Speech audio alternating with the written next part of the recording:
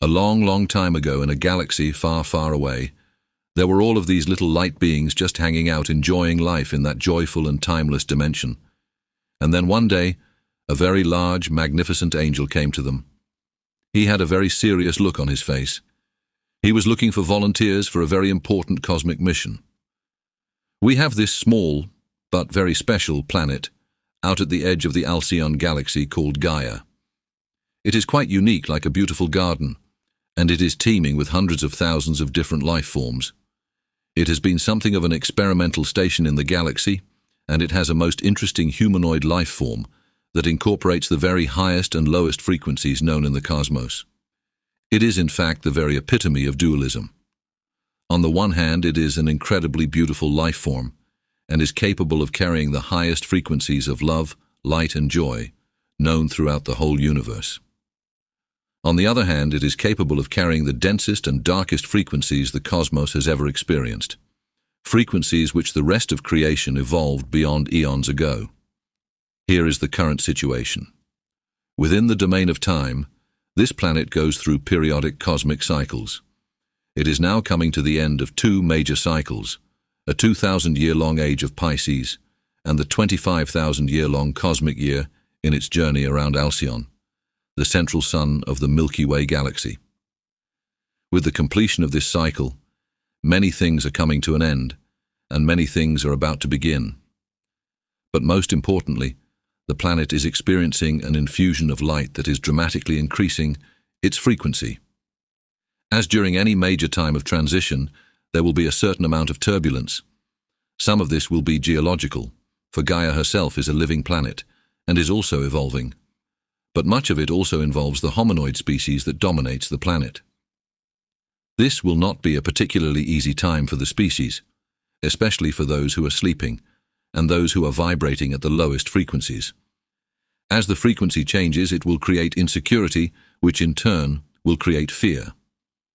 The first era of evolution on this planet was the physical era, and the key word was survival.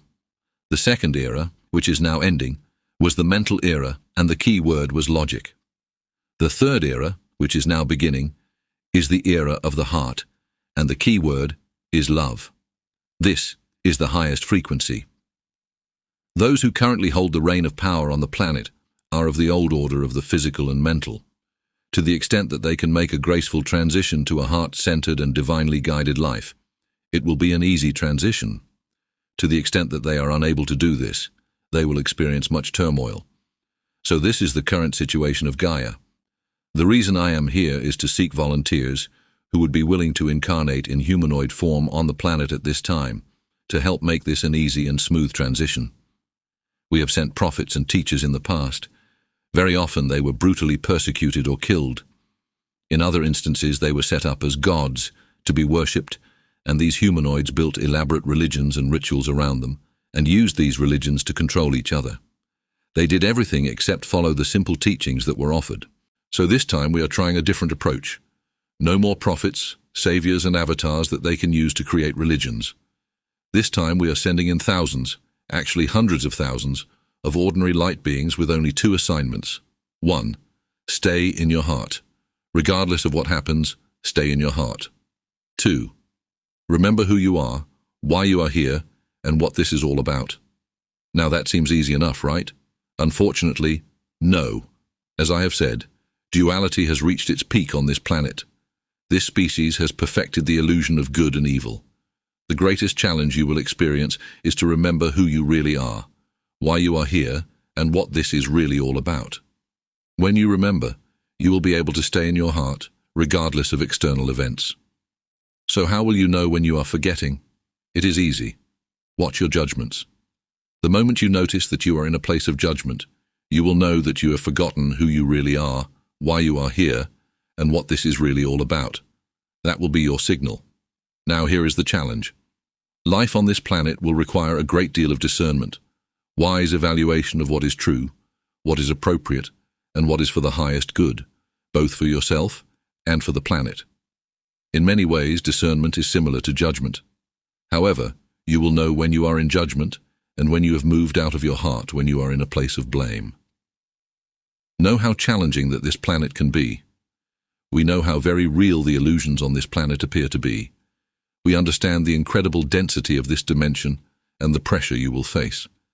But if you survive this mission, and it is a voluntary one, you will evolve at hyperspeed. We also should say that we know that some of you who will go to this planet as starseeds will never germinate, never awaken to the remembrance of who you really are. Some of you will awaken and begin to shine, only to be choked down by the opinions and prevailing thought forms around you. Others will awaken and remain awake, and your light will become a source of inspiration and remembrance for many. You will incarnate all over the planet, in every culture, every race, every country, every religion, but you will be different. You will never quite fit in.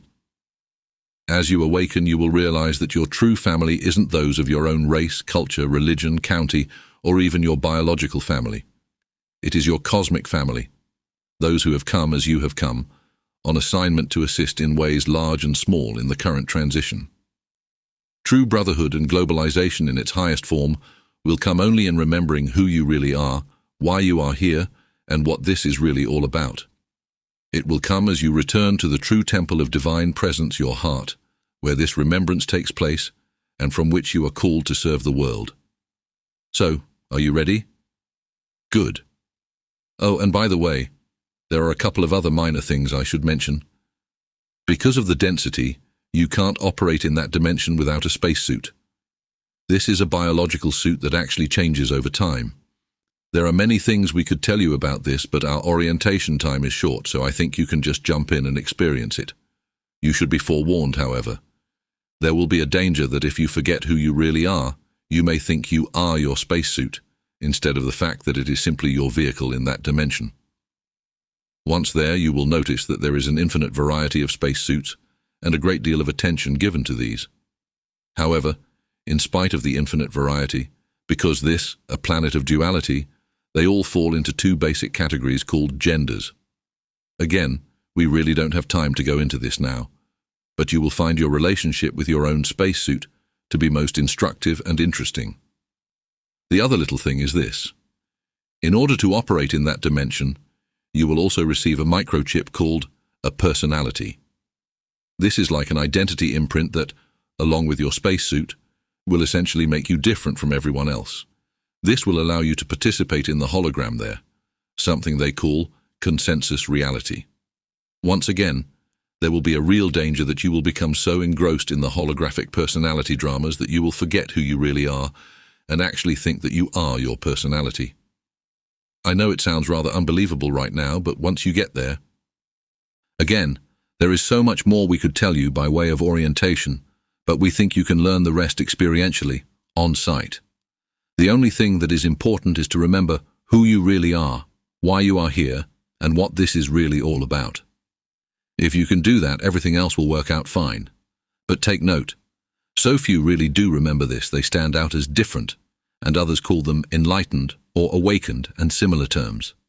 Strange, isn't it? Well, good luck and bon voyage.